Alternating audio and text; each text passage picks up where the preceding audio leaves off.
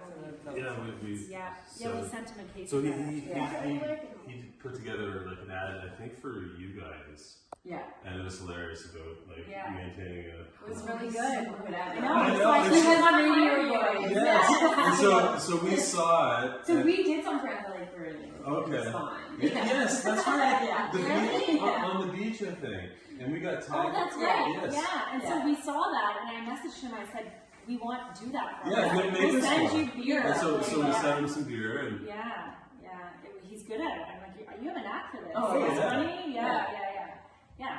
Okay, so I'm here with we have Kris and Mike. So they have started a company called Designated Drinks. Because of their love for non-alcoholic beer. So Dave and I also have a love for non-alcoholic beer, so we've joined up with them to help promote their company. So they're going to talk a little bit about how they got started.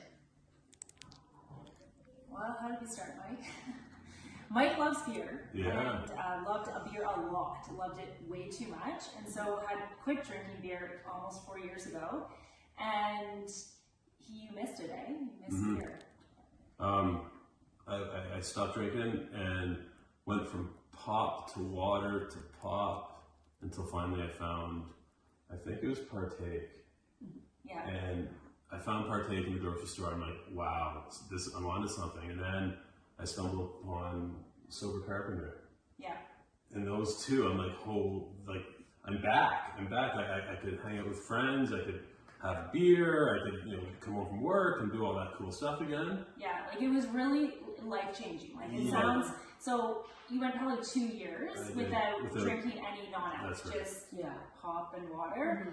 And there's just something to be said about having a beer in your hand. Yeah.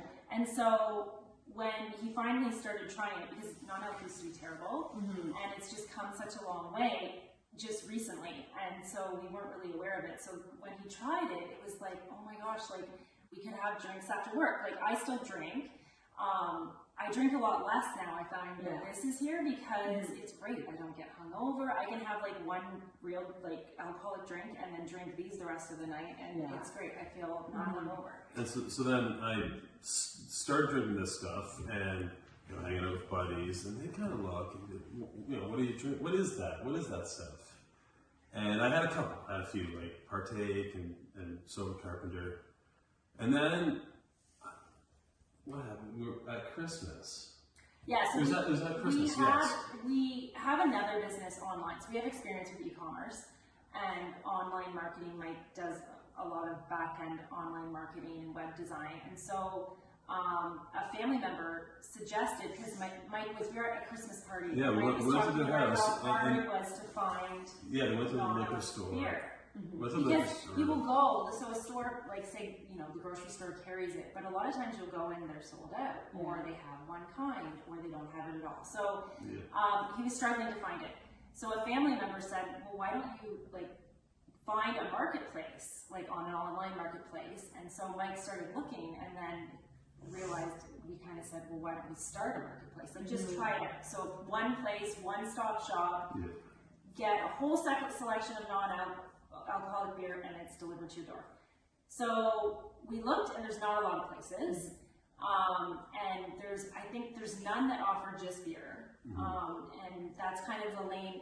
Down the road, we will maybe expand into other things, but we want to just be really good at beer right now, and continue to add, and stay in your niche. Right? Yeah, totally. and I had 20 years of beer drinking, so I feel like I had a taste for it, I'm a professional beer drinker, so I'm able to critique all of these, and I joke with a lot of the breweries and the brewery owners about how I taste test and quality test and make sure that nothing terrible is going out to the customers, and so that's been part of the fun, right? Not only the business side, but also meeting all these people that are quite like-minded. And have now become our friends. Yeah. One for the Road is now, the owner of One for the Road is now a friend of ours. Yeah. And so it's just getting to try them, but then also getting to work with these people, and everyone has been so great. This world is a fun world to be part of. It is a fun world. And again, aside from the business part, it's really positive. The people that reach out to us are, either so thankful or they're so thankful for a spouse being able to find such great selection. And that's sort of a fulfilling part for me, because I've been in the position where I was drinking too much, and it was time to stop. And what do you do without, especially socially, like I play baseball and I hang out with my buddies, and they're all drinking beer, and it's sort of like, you're holding a can of Coca-Cola. It's like, it just wasn't never the same. But of course, I didn't want to have to drink beer or drink alcohol. So it's a way of being part of the party, but not having the negative consequences that come along with drinking alcohol. So we decided to just try it out. Mike built a website, and we did a soft launch with not a lot of inventory, and it exploded, which was super exciting, but also really stressful and terrifying, because all of a sudden we had all these orders, and we had to find this product down and reassessed and basically decided, okay, we're going to do this. We have to commit. We got warehouse space. We started ordering large amounts, contracted trucking companies, and officially launched in June. So really, we've only been at this since June of this year, and just in this time, it's been incredible. The connections we've made, this kind of stuff. We're currently working with Bell Media on their next big campaign that's going to look at addiction, and so they've become a sponsor. The positive side of addiction. Yeah, so we're a tool in your toolbox, right? Yeah. So which is super important to me. To be on the positive side, on the helping side, not necessarily on the crisis side. And have a solution. And have a great solution. And have fun. Not just, you need to quit drinking, which is just kind of like, wah, wah, wah. Well, yes, you need to quit drinking, but you won't even know you quit drinking, because really, when you drink this, you don't know you're not drinking beer. And so it's been fun that way, and sharing our story, to help people, but in a positive way. We always, I hoped that we would do that someday. And this, I just never dreamed it would be not out. And it's not always because people have a problem that they switch too, right? We're from the athletic world, and sometimes people just, for performance reasons, you just want another alternative. After your race, it's better to have something without alcohol because it will affect your recovery. So there's lots of reasons to switch to non-alcohol, even just once in a while.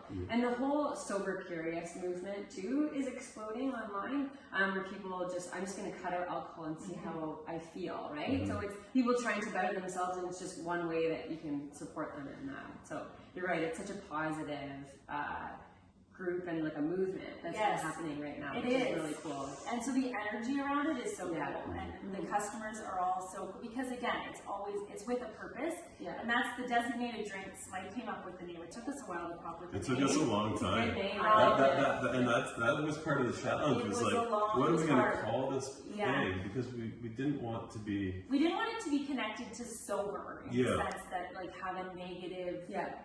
I don't know. Connotation yes, to it. Yes. But we wanted it to explain itself, and so it's a play obviously on designated driver, but then it also designated means with a purpose, right? You're doing something with a purpose, which is anyone who's drinking non-alcoholic beer is doing it for a reason. Either for all kinds of different reasons. Athletic reasons. But so it was when we finally thought of the name. I remember that he's like, I know designated drinks, and I was like, yes, that's it. It just because it's fun, and everybody kind of gets it when you say it, right?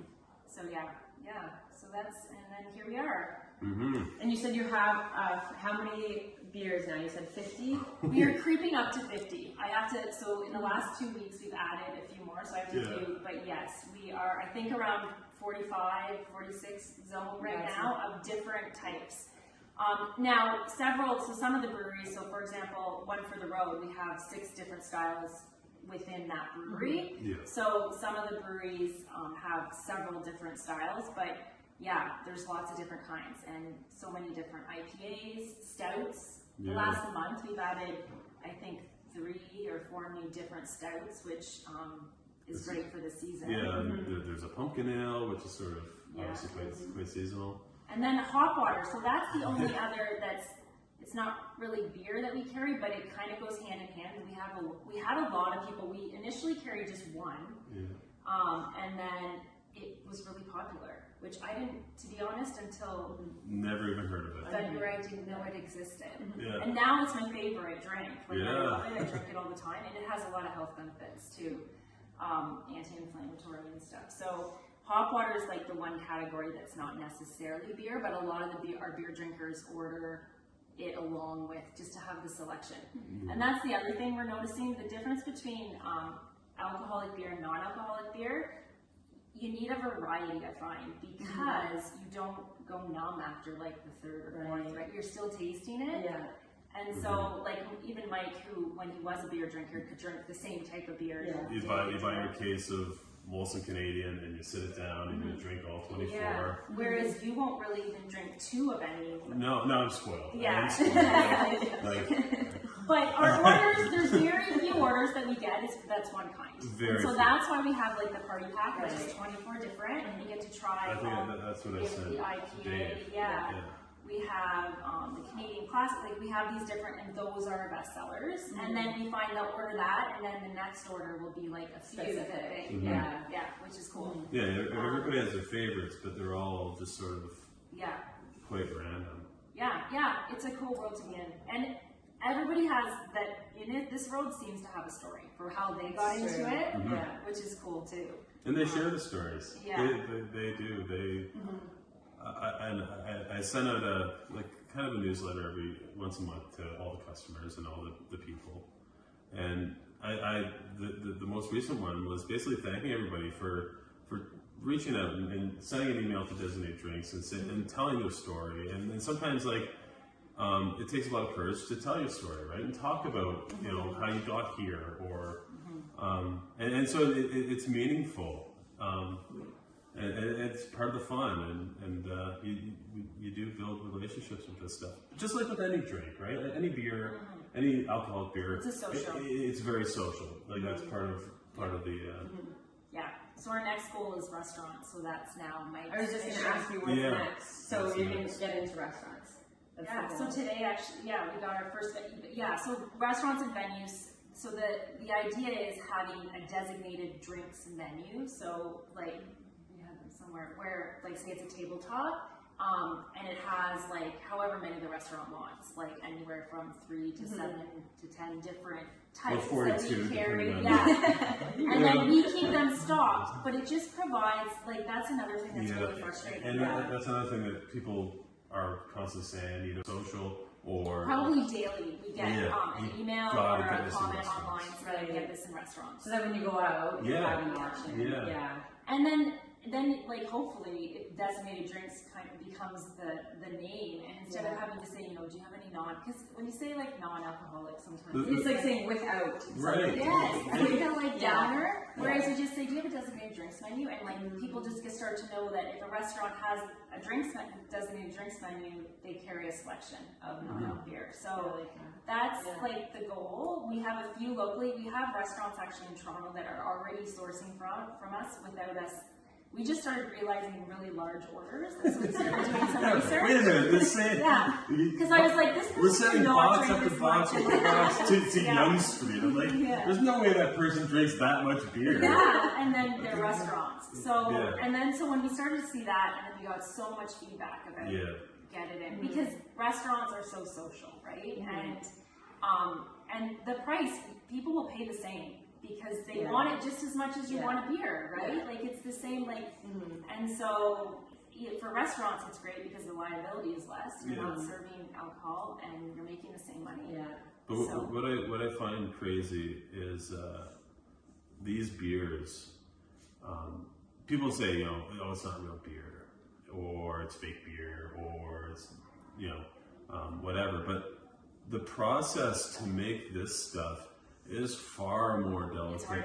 It's way more involved than making Budweiser or Bud Light or any of the regular, because they have to monitor that alcohol, and just a smidgen of yeast into any of these batches, it starts producing, and then all of a sudden you have real beer or like alcoholic beer, and it's a real process. Where a lot of the alcoholic beer, the goal is to make alcohol, and so people don't realize that. Yeah. Why would I pay? Why would I pay? Now, those are all, like, in any world, you get haters and negative comments, but,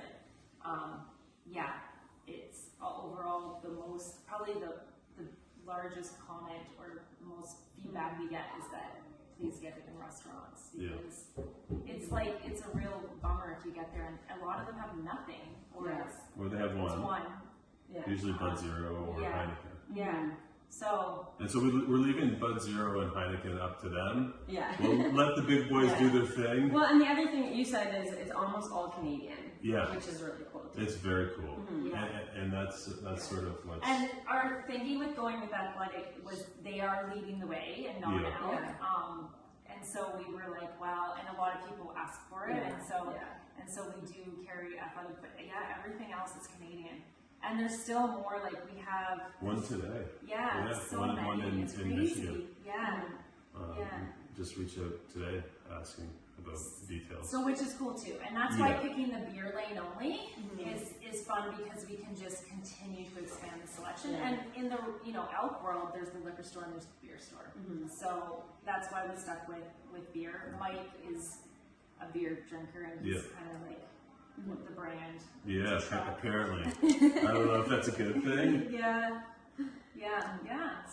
So if people want to get a hold of your products, then the products that you distribute, what's the best way now? Our website. I'd say break into the warehouse and just start with our website. So it's just designateddrinks.ca, and we order it online and it's delivered to your door. So we have, and you can get the party packs where you can try if you haven't. You can get the party packs where you can try if you haven't. Like, I would suggest doing that if you haven't tried anything, and then you can try all of them and then pick what you want. But for sure, that's the best way. It's online. Yeah, online. Which one do you grab for the most? So my favorite is Is this a paid podcast? Because the breweries always like. None of these companies are paying. Oh, okay. I know, and then now that I know like a lot of them, I feel like, I have to personally. It's way too personal. So I'm a light beer drinker. Like, I like refreshing. Libra is one of my favorites, and the Libra Pale Ale is one of my favorites. They're from PEI. Yes. And actually, their brewery got hit by the most recent hurricane. And so they're having some supply. It's a little bit behind the supply right now. But anyways. Yes, and then like Harmon's is another one of my favorites, the lunchbox one, because it's light. And then one for the road is probably they have really cool cans. Their cans are the coolest. And their Proceed with Caution would be my favorite. Their names are really cool as well.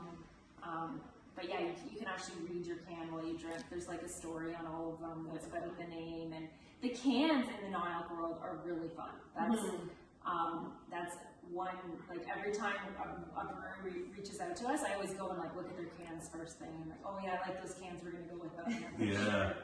And we get lots of stuff sent to us for you too to try, which is cool, which is fun for.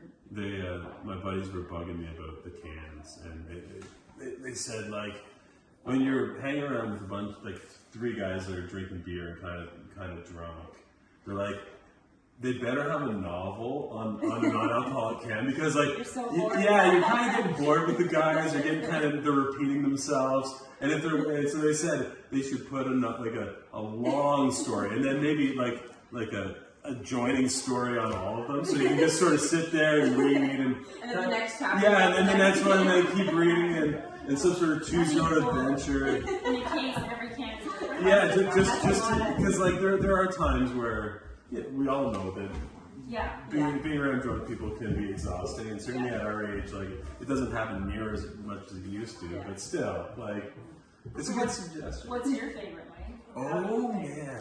Do something you forgot. I thought we were going to segue into something else. Sorry. You like all of them. I know. I can't answer that. Yeah, they're all and to say, I couldn't even say which one you go to the most. No. You go to, like, yeah. Well, that's a good sign then, as a former professional drinker, Yeah. that you can't go wrong. And to be honest, I can't pick a favorite, and I can't pick one I hate. No. Which is pretty awesome. Yeah. Yeah.